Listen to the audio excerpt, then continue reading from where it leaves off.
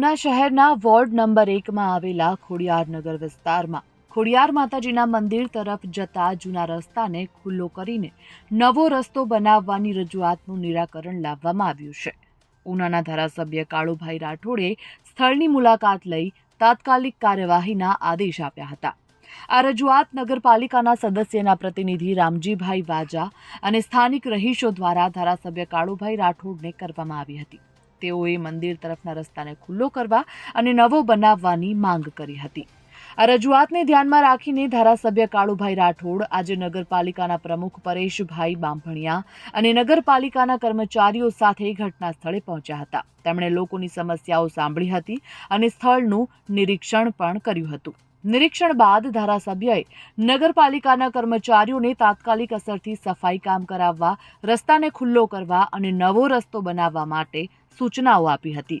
સ્થળ પર જ રજૂઆતનું નિરાકરણ થતાં આ વિસ્તારના રહીશોમાં આનંદની લાગણી જોવા મળી હતી. Bureau report, Gujarat fight news.